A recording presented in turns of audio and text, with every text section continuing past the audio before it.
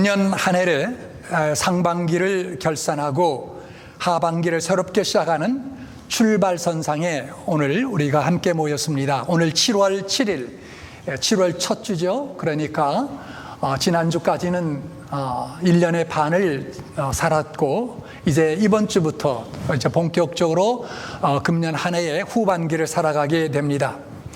특별히 오늘 성가대가 맥주절을 기념하여 부른 감사의 찬송과 함께 이 예배를 드리게 됨을 인하여 하나님께 감사를 드립니다.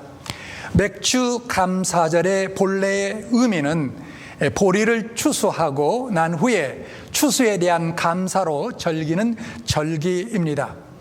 원래는 성경을 보면 보리가 아니고 사실상 밀입니다. 그러니까 밀을 수확하고서 하나님 앞에 감사를 드리게 되는데, 우리 한국은 밀농사의 추수가 가을이죠. 사실 그래서 이제 봄이 지나고 여름에 추수하는 것이 보리기 때문에 우리 한국 교회에서는 특별히 추수감사절 이렇게 하지 않고 맥주 감사절 그렇게 바꿔서 명칭으로 삼아 그렇게 지키는 것 같습니다. 하여튼 그 기원은 출애굽기 23장에 나와 있는데, 이스라엘 백성들은 반드시 새 절기, 유월절 그리고 맥주절, 초막절을 지켜야 합니다. 그 중에 하나가 맥주절인데, 보리, 실은 아까 말씀대로 밀이라고 했죠. 이 농사를 지은 후에 첫 열매를 거둔 것에 대한 감사로 지키라고 하셨던 것입니다. 그래서 이를 초실절이라고도 하고, 유월절 다음 날부터 계산하여 50일째 되는 날 지킨다고 하여 77절, 77에 49 해서 그 다음 날 77절이라고 이렇게 칭하여 부르기도 합니다. 이것은 하나님께서 농사를 지을 수 있도록 농토를 주셨고, 그리고 이른 비와 늦은 비를 주셔서 추수할 수 있게 하심에 대한 그러한 감사를 의미합니다. 지금까지 살아온 삶에 대한 감사를 잊지 않고 하나님 앞에 드리기 위한 그러한 뜻으로 하나님께서 주셨을 것입니다. 그러나 우리는 감사와 더불어서 우리가 살아있다면 계속해서 우리의 인생을 살아가게 될 터인데, 다시 말하면 계속해서 우리가 또한 추수를 위하여 추수를 놓고 준비하게 될 터인데, 어떻게 우리가 준비하며 그 다음에 이루어지게 될 추수를 우리가 놓고 하나님 앞에 생각하며 살아야 될 것인가를 다시 한번 우리가 주 앞에서 다짐하게 되는 그러한 시간으로 삼는 것도 매우 중요한 그러한 일이라고 생각이 됩니다. 인도의 유명한 기독교 시인이었던 타고르라는 그러한 시인이 있습니다. 그 타고르라는 시인은 그의 시 가운데 이런 문구를 기록해 놓았습니다. 죽음이 나의 문을 두드릴 때에 나는 당신 앞에 생명이 가득 찬 생명을 갖다 놓겠어요 라는 그런 고백의 시를 썼습니다. 인생에 환희나 보람이 있다면 그것은 아마도 우리의 삶이 마치는 날 거두게 될 그 풍성한 열매에 있을 것입니다. 예수님께서도 요한복음 15장 8절에 너희가 열매를 많이 맺으면 내 아버지께서 영광을 받으실 것이요 너희가 내 제자가 되리라고 말씀하셨습니다. 사랑하는 여러분, 하나님께서 우리에게 기대하시는 것은 무엇입니까? 우리가 주님 앞에 섰을 때에 주님께서 우리에게 바라시는 것이 뭐겠습니까? 무성한 잎사귀입니까? 아니면 아름다운 꽃입니까? 세상에 있을 때는 그거 가지고 환호를 받을 수 있을 것입니다. 많은 사람들로부터 칭찬받을 수 있을 것입니다. 그러나 하나님께서 우리에게 보시는 것은 많은 잎사귀도 아니요 화려한 꽃도 아니라 열매입니다. 주님께서는 우리를 통하여 열매를 보게 하시고 그걸 거두어 주님 앞에, 하나님 앞에 설 수 있게 되기를 바라는 것입니다. 자, 그렇다면 정말 죽음이 우리의 인생의 문을 두드릴 때 우리가 하나님 앞에 풍성한 열매를 보여드릴 수 있기 위해서 어떻게 우리가 준비하며 살아야 될까요? 오늘 본문은 성도의 인생이 값진 추수가 되기 위하여 기억해야 될 세 가지의 중요한 진리를 우리에게 보여주고 있습니다.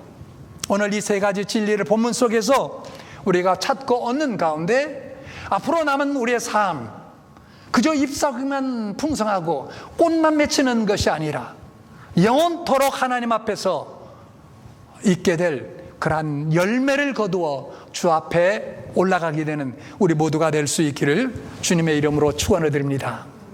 삶이 아름답고 풍성한 열매를 거두기 위해서 기억해야 할 세 가지의 원리가 있습니다.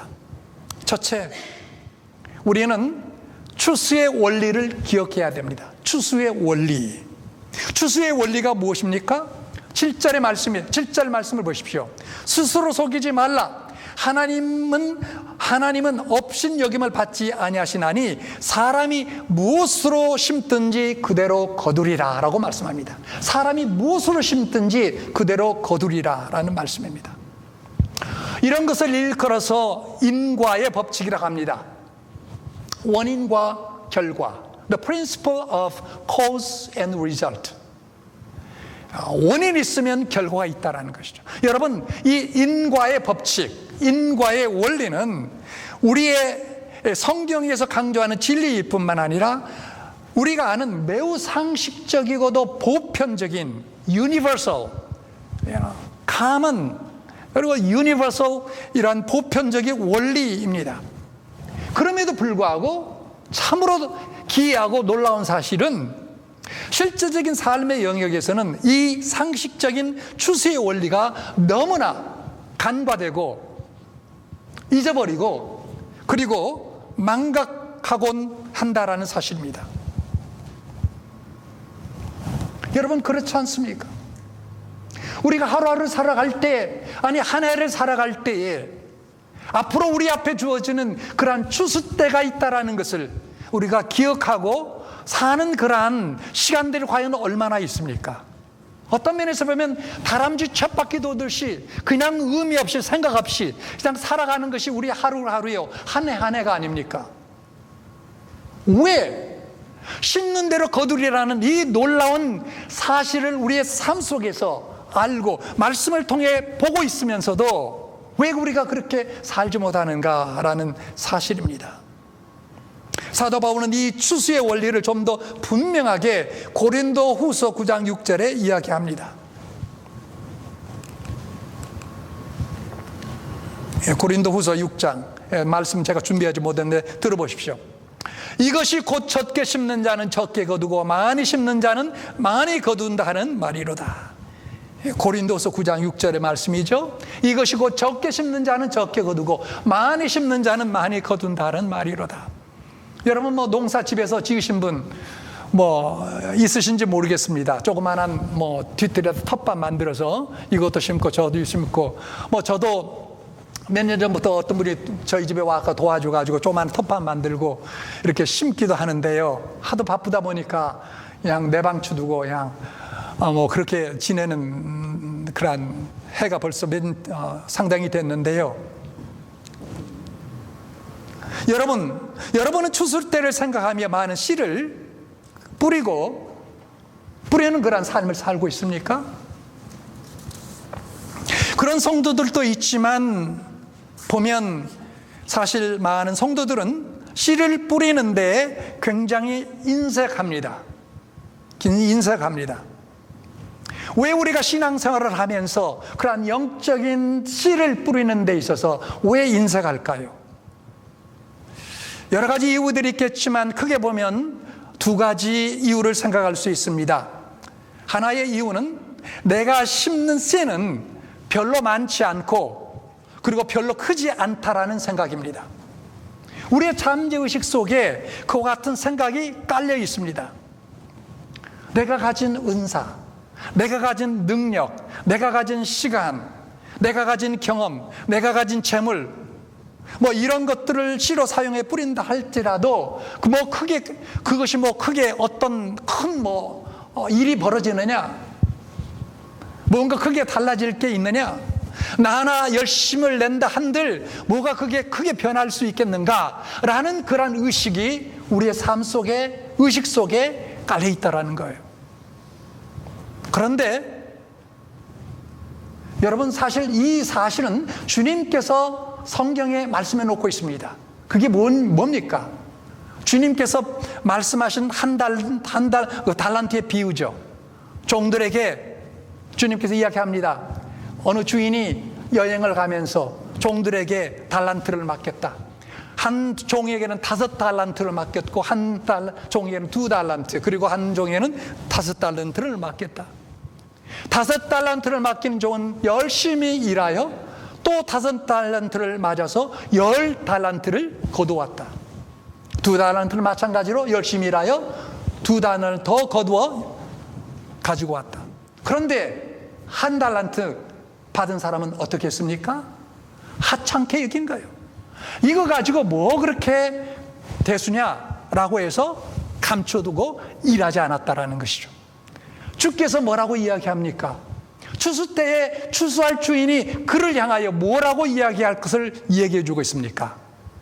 이 악하고 게으른 종아 라고 주께서 말씀하셨습니다. 여러분, 분명하게 기억하십시오. 우리가 이 땅 떠나는 날 멀지 않습니다. 멀지 않습니다. 결코 멀지 않습니다. 아마 어떤 면에서 보면 우리가 살아온 세월보다도 우리가 앞으로 살게 될 세월이 가깝습니다. 훨씬 더 짧습니다. 자, 그렇게 됐을 때, 주님 앞에 섰을 때, 여러분, 우리가 주님 앞에서 착하고 충성된 종아라는 그런 칭찬은 못 들을 망정, 악하고 게으른 종아라는 그런 말을 들어서야 되겠습니까?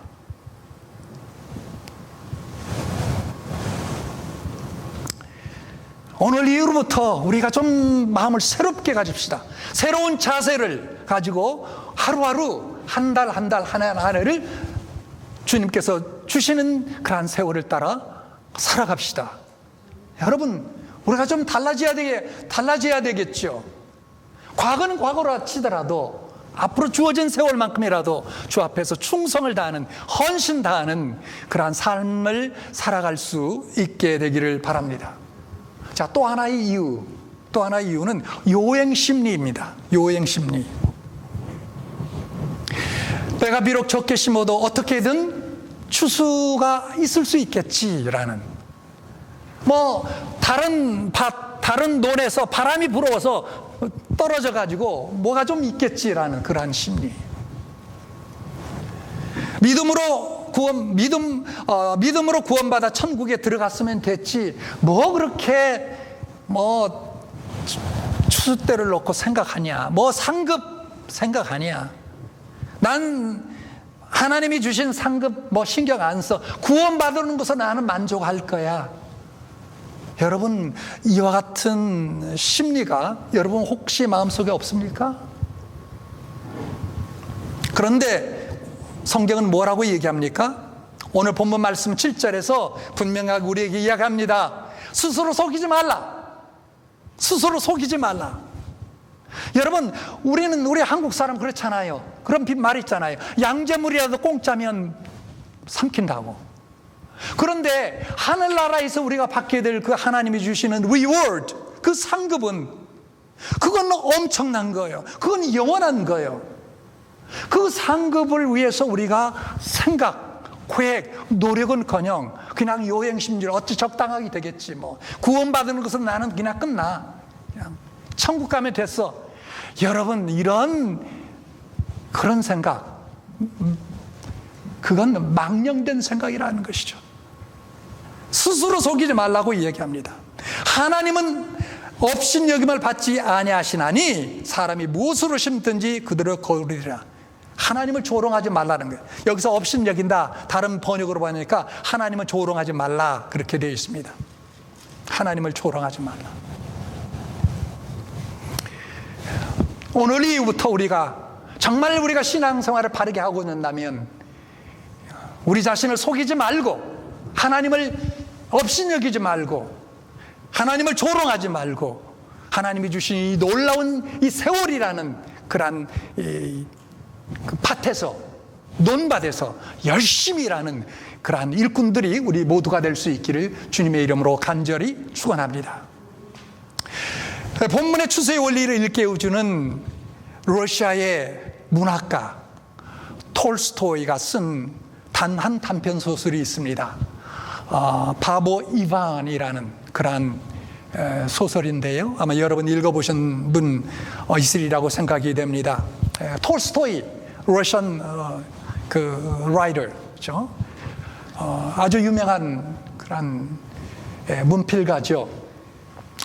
이분이 원래는 뭐 신앙이 없었습니다. 그냥 불신자였어요. 그런데 인생 후반기에 정말 예수님을 발견하고 그리고 정말 주옥과 같은 그런 신앙적 그 원리 또 신앙의 삶을 표현하는 그런 단편 혹은 장편 소설을 많이 썼습니다.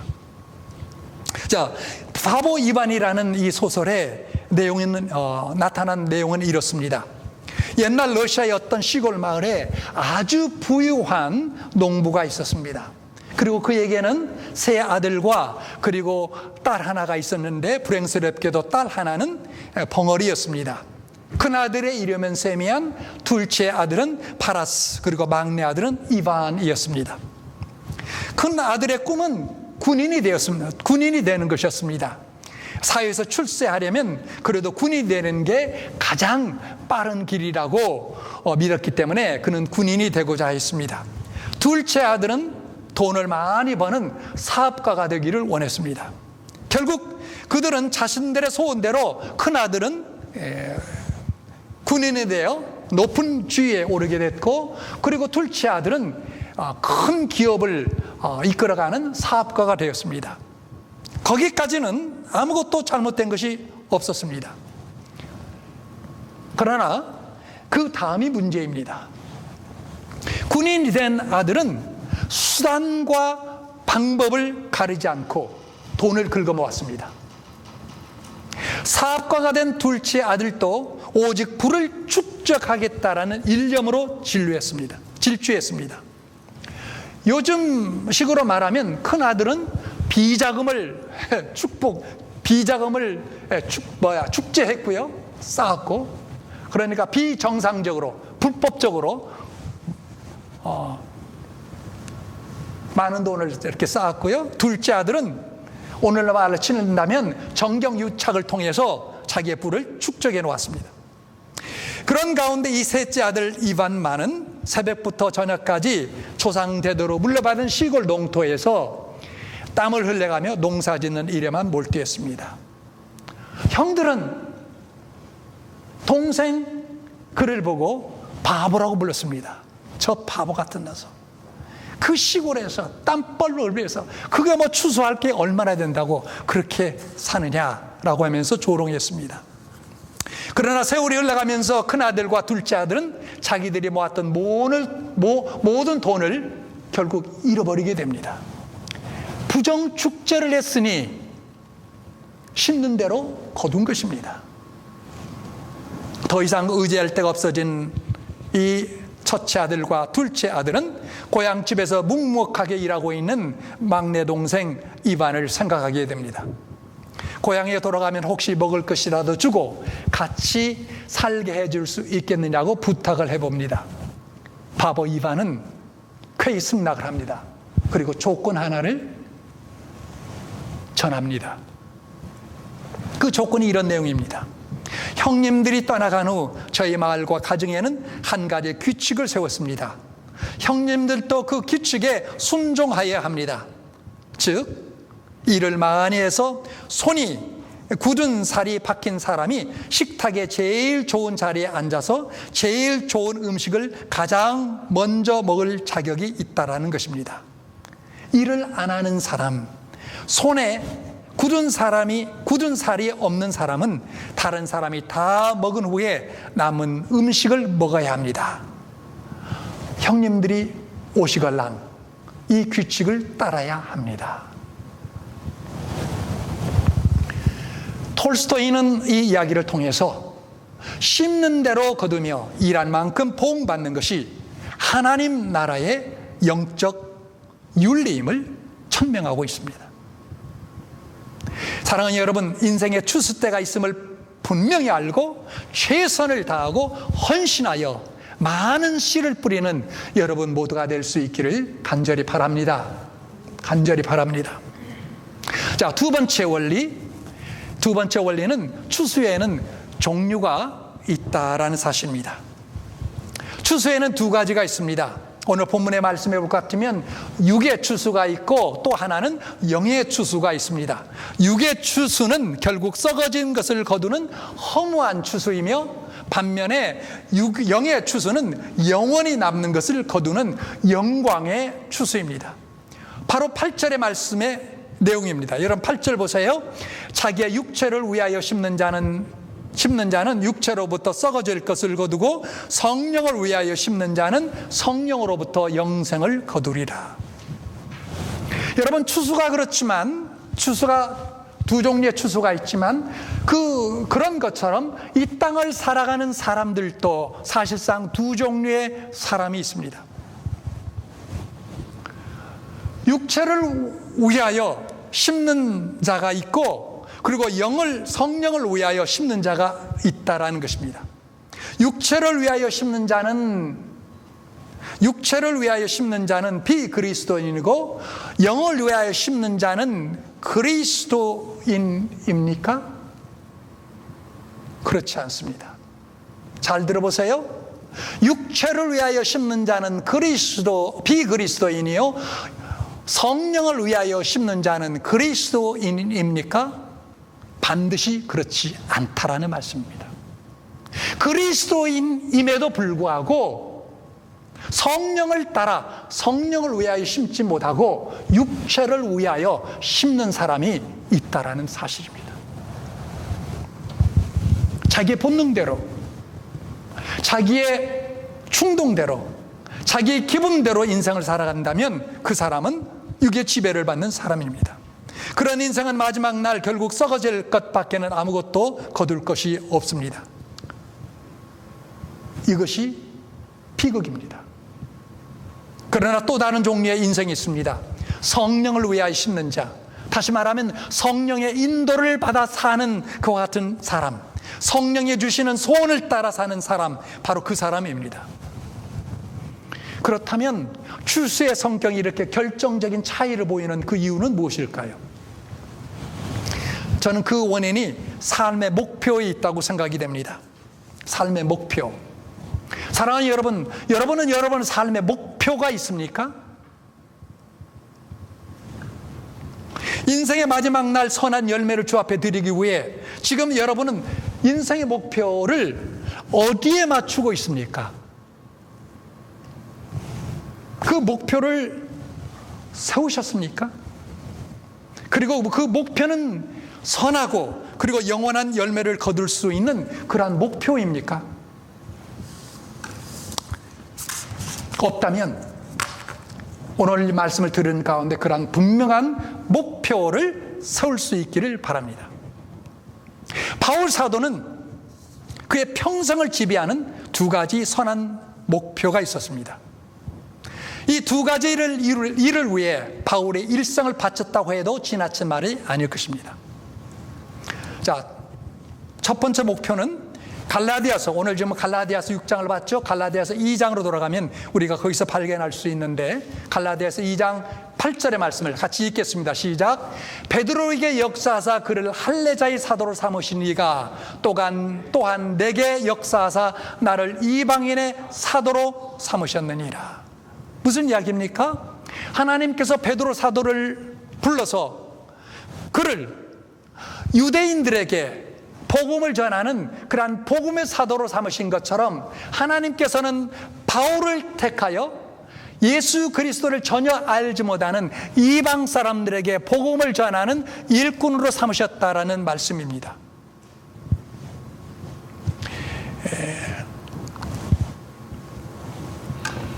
불신자들을 위한 복음 전파, 바로 이것이 바울의 평생을 지배하는 그런 삶의 목표였습니다.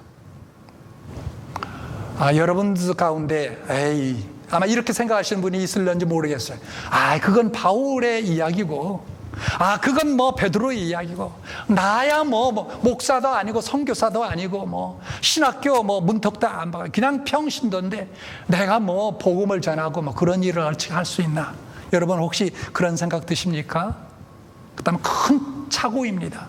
여러분들은 벌써부터 인생의 가장 중요한 추수의 그 일을 놓치고 있는 거예요. 사랑하는 여러분, 여러분이 예수 그리스도를 믿어 구원받고 있다면 선교사나 목사나 전도사나 그 직분 그거 상관없이 우리 모든 사람은 주님 앞에서 우리가 받은 이 복음의 씨앗을 전파하기를 원하고 계십니다. 그 씨앗을 전하 열매 맺는 삶을 살기를 원하시는 거예요. 이걸 우리가 망각 하나 놓쳐서는 아니 될 것입니다. 자, 그런데 바울에게는 이 복음 전도에 대한 소명 말고도 한 가지 부담이 더 있었습니다. 갈라디아서 2장 10절에 또 다른 그의 목표가 나타나 있는데 같이 보겠습니다. 시작. 다만 우리에게 가난한 자들을 기억하도록 부탁하였으니 이것은 나도 본래부터 힘써 행하여 왔노라. 좀 여기에는 좀 배경이, 이 말씀을 읽은 가운데 여러분, 이 말씀이 무슨 말인가 벌써 딱 아시는 분도 있을는지 모르겠어요. 화요일날 영어 성경 클래스에 나오셨다면 아마 아셨을 것입니다. 무슨 이야기입니까? 베드로 사도가 예루살렘에 가서 사도들을 만났습니다. 베드로, 요한, 야고보를 만났습니다. 그래서 그들이 전했던 복음을 서로 나누고 이의가 없자 그들이 전했던 복음이 다 똑같은 것을 알고, 그래, 베드로와 요한이 바울에게 이야기합니다. 그래, 당신은 이방 사람들에게 복음을 전하고 우리들은 유대인들에게 복음을 전하겠노라. 그런데 바울이요, 당신이 이방 사람들에게 복음을 전할 때 한 가지만 기억해달라. 그것은 뭐냐? 그것은 유대 땅에 살고 있는 가난한 이들을, 유대 땅에 있는 가난한 교회 성도들을 기억해달라는 것이었습니다. 왜 그랬을까요? 예루살렘과 유대 땅은요, 벌써 수백 년 동안 여러 나라 제국들로부터 침략을 받고 정복대에서 나라가 황폐해버렸습니다. 나라를 잊어버렸습니다. 오랫동안 흉년이 들었습니다. 그렇기 때문에 바울들은 이야기합니다. 당신이 이방 선교를 해서 그 이방 사람들은 부유한 사람도 많고 부유한 교회들도 세워질 터인데 우리를 좀 기억해달라고 그렇게 부탁한 것입니다. 그런데 그 부탁을 받았을 때 바울이 뭐라고 고백합니까? 여기 보세요. 이 마지막 줄 보세요. 이것은 나도 본래부터 힘써 행하여 왔노라 라고 이야기합니다. 본래부터 힘써 가난한 사람들을 돕기 위하여 살아왔다고 고백하고 있지 않습니까? 바울에게는 이방인들에게 복음을 전하는 것이 가장 중요하고 고급스러운 소명이었다면, 그러나 그것 외에 한 가지 더 소명이 있었는데 그것은 가난하고 소외된 자를 돌보는 것이었습니다. 사랑하는 여러분, 바로 이것입니다. 두 가지입니다. 우리는 불신자들을 향해서 해야 될 가장 중요한 소명해야 될 일이 있다면 그것은 복음 전파요. 그리고 또 다시 해야 될 게 있다면 특별히 믿음의 공동체 안에서 해야 될 일 있다면 어려운 자들을 돕는 것입니다. 물론 세상에 나가보면 어려운 사람들 너무나 많습니다. 그러나 그들을 돕기 전에 먼저 내 안에, 우리 공동체 안에, 우리 가족들 안에 어려운 사람이 누구인가를 살피고 돕는 일입니다. 오늘 그것을 이야기합니다. 보십시오. 10절에 그러므로 우리는 귀에 있는 대로 모든 이에게 착한 일을 하되 더욱 믿음의 가정들에게 할지니라. 믿음의 가정들에게 어떤 사람이 어려운 가운데 있는데 그걸 몰라라면 그것은 뭐라고 이야기합니까? 불신자보다도 나은 게 없다라고 주님은 책망하셨습니다. 그렇기 때문에 여러분, 우리는 양손을 들어서 두 가지의 선한 일을 해야 되는데, 하나는 복음 전하는 일, 불신자들을 향하여, 또 믿는 사람들을 향하여 어려운 자들을 우리가 돌아보며 저들의 필요를 채워주는 그와 같은 일이 우리에게는 반드시 중요한 것이다. 이 일을 놓고 주님께서 우리를 평가하실 것입니다. 이 일을 놓고 너는 얼마나 추수를 거두어 왔느냐라고 우리를 계산할 것입니다. 우리의 삶을 계산할 것입니다. 열심히 살아온 것 같은데 인생의 마지막을 보니 아무것도 남은 것이 없었다면 이 얼마나 허무한 인생이겠습니까? 이 세상도 그 정욕도 다 지나가되 오직 하나님의 뜻을 행하는 자는 영원히 거하느니라는 말씀을 기억하십시오. 여러분은 영원히 남는 추수를 위하여 일해 오셨습니까? 그렇지 않다면, 그리고 부족하다면 오늘 이 시간을 통해서 다시 한번 우리의 마음을 심기일전하여 굳게 세우고 복음 전파와 그리고 어려운 자들을 돌보며 사는 일에 더욱더 힘쓰는 여러분 될 수가 있기를 바랍니다. 마지막으로 추수에는 시기가 있다는 것을 기억하여야 됩니다. 대부분의 세상 농사의 경우는 씨를 뿌리니 아무리 길어도 1년 안에 다 추수합니다. 그러나 영적인 추수의 경우에는 좀 다릅니다. 사람들을 사랑하는 일은 아무리 노력해도 결과가 금방 나타납니까? 그렇지 않습니다. 전도하면 금방 결과가 그냥 퍽퍽 일어납니까? 그렇지 않습니다. 남을 돕는 일에서나 전도하는 일에 있어서 시간이 예상외로 많이 걸리는 경우가 너무나 많이 있습니다. 그래서 여러분, 이런 주님 앞에 주님께서 보실 때 선한 일을 추구하는 사람에게 반드시 기다리는 함정이 있습니다. 여러분과 저희 삶 가운데 기다리는 함정이 있습니다. 그게 뭐냐면 낙심이라는 것입니다. 낙심이라는 함정입니다. 아무리 애를 써도 결과가 보이지 않을 때 우리는 스스로 이런 일을 계속 추구할 가치가 있는가 하며 회의에 빠지기 쉽습니다. 그러나 선을 추구하는 사람은 이 내면적인 문제를 반드시 극복해야만 됩니다. 극복해야만 됩니다. 때가 이르면 열매를 거두게 하실 우리 주님을 신뢰하기 때문입니다. 그래서 오늘 본문 9절은 또한 이렇게 이야기합니다. 우리가 선을 행하되 낙심하지 말지니 포기하지 않으면 때가 이르매 거두리라. 그리고 또한 히브리 기자는 히브리서 12장 3절 말씀에 이렇게 이야기합니다. 같이 읽겠습니다. 시작. 너희가 피곤하여 낙심하지 않기 위하여 죄인들의 이같이 자기에게 거역한 일을 참으신 일을 생각하라. 요것만큼은 제가 영어로 말할 수 있겠네요. 우리 저기 계신 형제를 위해서. Consider him who endured such opposition from sinners, so that you will not grow weary and lose heart. 너희가 피곤하여 낙심치 않기 위하여 죄인들의 이같이 자기에게 거역한 일을 참으신 자를 생각하라.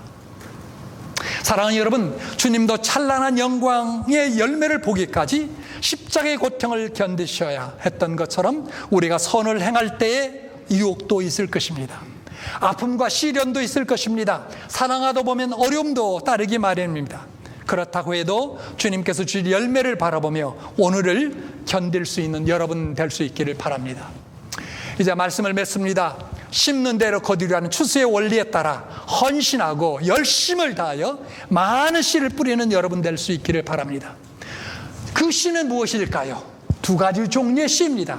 불신자를 향하여서는 복음을 전하는 일이요, 또 믿음의 형제 자매들, 특별히 그들을 위해서는 그들의 필요를 채워주고 그들을 돕고 섬기며 사는 그러한 선한 일입니다. 그리고 그 결과가 쉽게 나오지 않더라도 결코 낙심하거나 포기하지 마십시오. 우리의 선과 전도에 대한 결과를 반드시 보상하실 주님을 믿음으로 바라보시기 바랍니다. 이 복되고 위대한 추수의 비전을 바라보는 하나님의 백성이요 자녀가 모두 될 수 있기를 주님의 이름으로 축원해 드립니다. 같이 기도하시겠습니다. 나의 주 사랑